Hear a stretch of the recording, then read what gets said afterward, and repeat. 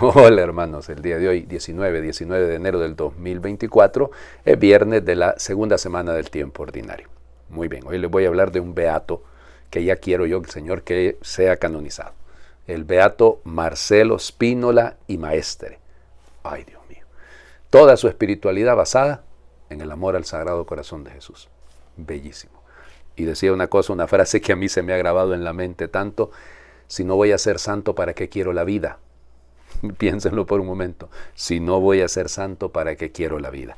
Bueno, vamos. Él nace en San Fernando, en Cádiz, en una zona militar, porque su papá era militar, era pues marinero, digamos, era de la Armada Española, y él se va a tener que andar moviendo de pequeño, de joven, precisamente a donde trasladaban al papá, ¿no? Porque es la vida de los militares. Él nace el 14 de enero de 1835 y ya les digo, o sea, resulta ser muy bien formado. Su papá se llamaba Nepomuceno, y bueno, y era marqués de Spínola, o sea, cuidado, no era cualquier cosa, no se trata de una persona de alcurnia. Pues estudia Derecho y entonces se gradúa en la Universidad de Sevilla, y puso su firma, su despacho, ahí en Huelva. Y ya les digo, tenía una conciencia social tan bella, tan grande, que él no le cobraba a los obreros en lo que tocaba hacer de defenderlos frente a los abusos y demás cosas. Y bueno, ahí él en Huelva va haciendo crecer. Una persona de fe desde el inicio, una persona con el corazón muy claro, y pues decide hacerse sacerdote. Y entonces ingresa en el seminario ahí en Sevilla en 1858 y termina siendo ordenado en mayo sacerdote de 1864. Bueno, resulta ser que, aquí viene el punto, celebra su misa, su primera misa, un 3 de junio, fiesta del Sagrado Corazón de Jesús. Para que vean ustedes. Una de sus fundaciones son precisamente las Esclavas del Divino Corazón. O sea que, para que vean ustedes dentro de las cosas. Bueno, resulta ser que lo nombran capellán en algunos lugares, empieza él a desarrollarse, se dan cuenta que es una persona cercana a los pobres con un grandísimo corazón, muy bien preparado. Primero había sido pues abogado y luego termina siendo sacerdote, ¿no? Es párroco en varios lugares ahí en Sevilla, en la parroquia de San Lorenzo. Estuvo ahí durante prácticamente 8 años como párroco ahí en San Lorenzo, y ya les digo, bueno, y empieza, ahí estando en San Lorenzo, en 1874 conoce a Celia Méndez Delgado, que va a ser la cofundadora de las hermanas, como les digo, de las Esclavas del Divino Corazón. Y entonces por ahí vendrá una gran relación, y toda centrado, insisto, en el amor al Sagrado Corazón de Jesús. Bueno, vamos, resulta ser que se le nombra también canónigo allí en la Catedral de Sevilla, y finalmente, en 1881, el Papa León XIII lo nombra obispo auxiliar de Sevilla. En 1884 lo traslada como obispo de la diócesis de Coria. Ahí se distinguió, miren, es que vamos, hay varios episodios de la vida de él que tendrían que ser subrayados, que poco se le conoce, oigan, poco se le conoce. Su amor por la formación sacerdotal, su deseo de que efectivamente los sacerdotes fueran no solo bien formados, bien preparados, sino con un sentido pastoral grande. Durante la peste que se vivió ahí en esa zona, producto del cólera, él se desvivió cuidando a los enfermos. Y ya les digo, es una obra preciosa la que él realiza, ¿no? Y el escudo de ahí, desde ese momento, me encanta porque es una de mis frases preferidas, si no la preferida de todo el Evangelio, solo que él la cortó, ¿no? Porque él decía omnia possum in eo, todo lo puedo en él. La frase en latín termina, ¿no? Ya lo saben ustedes, este texto bello de la carta a los Filipenses, omnia possum in eo qui me confortat, todo lo puedo en aquel que me fortalece. Pero bueno, él se queda hasta ahí, ya les digo. Entonces funda pues con Celia Méndez Delgado en 1885 la congregación de las hermanas esclavas concepcionistas del Divino Corazón, así es como se llaman, y ellas son las que han promovido mucho la causa de ambos, han llevado adelante la causa de ambos, en fin, porque está el proceso ya muy avanzado con el tema del milagro para la declaración de la canonización. En 1886, fíjense, en 1881, 1884, 1886, de Coria pasa a Málaga, Bueno, y ahí está el problema porque realmente se da cuenta de las grandísimas necesidades que hay ahí en Málaga, empieza a hacer un trabajo pastoral también muy bello y está 10 años en Málaga, pasa luego como arzobispo de Sevilla. Ahí evidentemente Sevilla es una sede cardenalicia, ¿no? Y pasa, fíjense que es interesante que lo nombran al mismo tiempo senador por parte de la provincia de Granada, y entonces lo condecoraron con la Orden de Isabel la Católica, funda un periódico muy importante que es el Correo de Andalucía, se lo funda en 1899, y bueno, finalmente, como les digo, el Papa lo va a nombrar, lo crea cardenal, no lo nombra, lo crea cardenal en 1905 y va a morir pues al año siguiente porque él muere en 1906, un 19 de enero. Pero fíjense, hay unos detalles con respecto a esto. Sevilla vivía momentos muy, muy duros porque había hambruna. Y este hombre, siendo cardenal, se va a meter a los mercados a mendigar para pedirle a la gente que ayudara a los más pobres. Y él, miren, capaz y metía en su palacio a los pobres, a los necesitados. A él no le importaba nada de esto. O sea, sencillamente él lo que quería hacer era uno más, al igual que Cristo. Bueno, he hablado mucho de él, ¿no? Pero realmente la vida de él es preciosa. Poco se le conoce. Yo siento que deberíamos de tratar de conocer más a estos grandes santos. Para mí es un santo. Eso de que no esté canonizado, yo lo sé que evidentemente tengo que respetar, pero ya es un beato. Lo beatificó, de hecho, el Papa San Juan Pablo II cuando llegó a Sevilla en 1982. En 1982. Y bueno, y ahí estuvo el Papa, ¿no? Fue una cosa bella. Perdón, en 1987 fue beatificado, ¿no? Porque el Papa había ido a la tumba en 1982 y fue beatificado en 1987, pero fue en Roma. Bueno, vamos a las lecturas del día de hoy. Seguimos con el libro de Samuel, ¿no? Ay, Dios mío, este pasaje es uno de esos pasajes que demuestra el corazón de David, sin duda que sí. En aquellos días Saúl tomó consigo 3,000 hombres valientes de todo Israel y marchó en busca de David y su gente, en dirección de las rocas llamadas las Cabras Monteses, y llegó hasta donde había un redil de ganado junto al camino. Había allí una cueva y Saúl entró en ella para satisfacer sus necesidades. David y sus hombres estaban sentados en el fondo de la cueva. Ellos le dijeron: ha llegado el día que te anunció el Señor cuando te hizo esta promesa: pondré a tu enemigo entre tus manos para que hagas con él lo que mejor te parezca.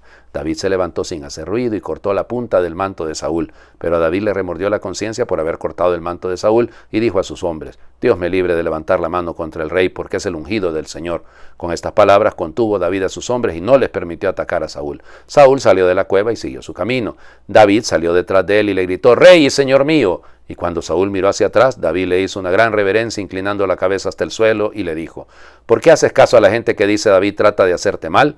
Date cuenta de que hoy el Señor te puso en mis manos en la cueva. Pude matarte, pero te perdoné la vida, pues me dije: no alzaré mi mano contra el rey, porque es el ungido del Señor. Mira la punta de tu manto en mi mano. Yo la corté y no te maté. Reconoce pues que en mí no hay traición y que no he pecado contra ti.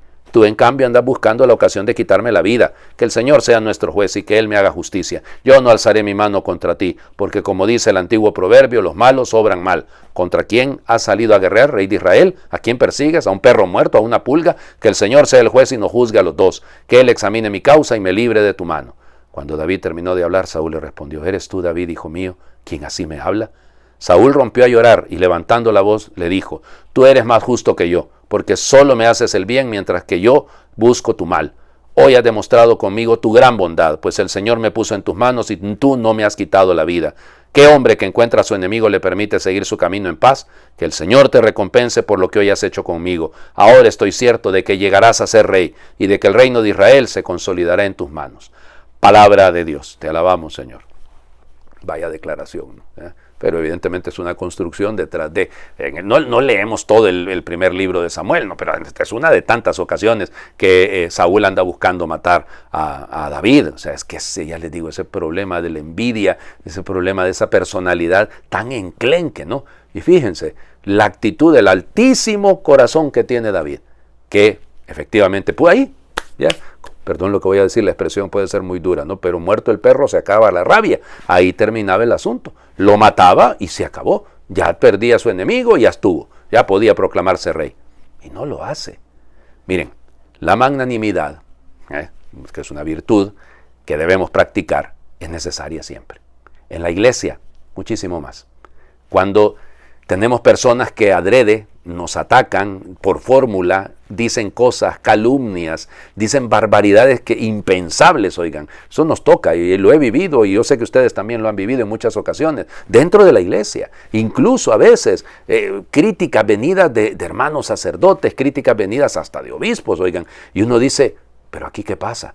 ¿Y cuál es la? Ya, pero yo sé un montón de cosas. No, un momento. Así no funciona la cosa. No se devuelve mal por mal. Lo siento mucho. Hay que tener madurez de fe. Hay que tener una actitud de cristianos. Nosotros no podemos proceder. David procede de una manera correcta. Usted puede tener todo el conocimiento para hacerle daño a su enemigo. Si lo hace, el que pierde es usted. El que pierde es usted, porque usted pierde la oportunidad de crecer, de madurar, de ser realmente un creyente. No se procede contra el otro haciendo más mal por el mal recibido. Lo siento mucho, podrá sufrir, podrá dolerse, podremos sufrir muchísimo, sobre todo cuando hay ingratitud detrás de estos comentarios, detrás de estas cosas, pero no importa, hombre. O sea, lo que cuenta es tener la conciencia tranquila para poder comulgar, para poder celebrar la Santa Eucaristía, en el caso de nosotros los sacerdotes, digo, pero para poder tener la limpieza del alma diciendo, no, yo no devolveré mal por mal. Se ocupa madurez, ¿no? El Evangelio, madre del Señor Jesucristo. Llegamos a uno de los evangelios más importantes, un pedazo del evangelio más importante de Marcos, capítulo 3, versículos del 13 al 19. En aquel tiempo Jesús subió al monte, llamó a los que él quiso y ellos lo siguieron. Constituyó a 12 para que se quedaran con él, para mandarlos a predicar y para que tuvieran el poder de expulsar a los demonios. Constituyó entonces a los 12, a Simón, al cual le impuso el nombre de Pedro, después a Santiago y Juan, hijos de Zebedeo, a quienes dio el nombre de Boanerges, es decir, hijos del trueno, a Andrés, Felipe, Bartolomé, Mateo, Tomás, Santiago el de Alfeo, Tadeo, Simón el cananeo y a Judas Iscariote, que después lo traicionó. Palabra del Señor. Gloria a ti, Señor Jesús. Bueno, fíjense en los verbos. Él sube, Él llama. Y aquí hay una decisión de Marcos preciosa. Marcos no utiliza el verbo caló. No es calein, no es el llamar. Utiliza un verbo todavía más fuerte. O sea, es una, ¿cómo les diría? Es una elección especial, es proskaletai, o sea, está hablando de algo que verdaderamente es más fuerte, los convocó, o sea, eso, no solo los llamó, los convocó, el pro ahí es, o sea, hacia él, los llama a él, ese es el punto, ¿no? Y luego, fíjense, o sea, y él constituye, de hecho, el verbo aquí, es un verbo que luego en el castellano tenemos el término etéreo, piénsenlo, es el lugar de los deseos. Y entonces el verbo aquí es etelen, que significa eso, ¿no? Jesús los llama y desea, los constituye. ¿Para qué los desea? ¿Para qué los quiere? Para que se queden con Él. Este es el punto clave. O sea, el Señor no llama, la fuerza, Él sube al monte, Él convoca y Él desea. ¿Qué es lo que desea? Repito. Que es lo que quiere, que vivamos con Él, que estemos con Él, para que estuvieran con Él, para que se quedaran con Él. Ese es el punto. Y luego, para enviarlos a predicar, enviarlos. Por eso el apóstoles, apostolein es el verbo ser enviado, ¿no? El ir de representante de otro, ese es el verbo. Y luego, para enviarlos a predicar, y aquí el verbo querizo, el querigma, en la predicación, y para tener exusía, para tener el poder de expulsar a los demonios. Bello, ¿no? Piénsenlo. O sea, es decir, Él sube al monte, Él llama y Él lo que quiere es estas tres cosas. Y en ese orden, que estemos con Él para ser sus apóstoles, para ser sus testigos, para hablar lo que Él quiere que digamos, no lo que yo quiero decir, y para expulsar demonios. Anunciar, denunciar. Anunciar y liberar. La exusía, esa fuerza. Y entonces, constituyó entonces a los 12. Los expertos dicen que este es un añadido de Marcos, porque en Mateo no está y en Lucas sí está. Entonces dicen que alguien lo puso después, porque ya lo había dicho, pues. De alguna manera ya está diciendo que son apóstoles, pues, porque son apostolein, son enviados, apóstoles. Ok, y fíjense, ¿el primero quién? Simón, al que puso el nombre de Pedro. Aquí es Petra en griego, Kefa en arameo, ¿no? Marcos se queda con el término en el griego. Además, vean la belleza, no coloca Andrés. Andrés lo pone hasta después. Santiago y Juan, los hijos del trueno, los Boanerges, porque tronaban, porque tenían un carácter difícil. Y bueno, luego vaya llamando, decide llamar a Mateo, no Leví, Mateo, y eso es bonito, ¿no? Porque Matetai realmente es el discípulo, ¿ya? Pero bueno, ahora fíjense, y Judas Iscariote, no ocultan nunca los evangelios la figura de Judas. Iscariote, aquí las posibilidades son tan varias, ¿no? Hay algunos que piensan que ese viene del verbo, acuérdense que los verbos en el mundo hebreo, en el arameo, en las lenguas semitas, no tienen vocales, entonces sería el verbo ese caere, que es escar, que lo que significa es entregar, el que entrega, quedaría bien, ¿no? O bien el Keriot, que era un pueblo en Judea. Entonces, no sabemos a qué se refiere, ¿no? Y por ahí han dicho otras montón de cosas, ¿no? Hay algunos que dicen que viene de esquerio, que significaría sicario. No, yo creo que es una cosa, y la mayoría de los expertos no lo dicen. Pero interesante, ¿no? Si es escar, es el que entrega, el que traiciona en el fondo, ¿no? Hagamos oración. Vamos a hacer una oración breve, porque el tiempo, ¿no? Yo he hablado mucho en estos días, dirigida al beato Marcelo Spínola, como dicen los que lo siguen y los tienen un amor con don Marcelo. Oh Dios, que en tu providencia amorosa llamaste al beato Marcelo Spínola a ser pastor y guía de tu rebaño. Concédenos la gracia de seguir su ejemplo de humildad, caridad y servicio desinteresado. Que su intercesión nos fortalezca en la fe y nos inspire a vivir de acuerdo con tu voluntad. Bendice a la Iglesia con más vocaciones sacerdotales y religiosas y que siguiendo el legado del beato Marcelo Spínola podamos construir un mundo de justicia, paz y solidaridad. Por Jesucristo nuestro Señor. Amén. El Señor esté con ustedes. Y le bendiga a Dios por intercesión del beato Marcelo Spínola, el que es Padre, Hijo y Espíritu Santo, y su bendición descienda, les acompañe siempre. Muy feliz viernes para todos.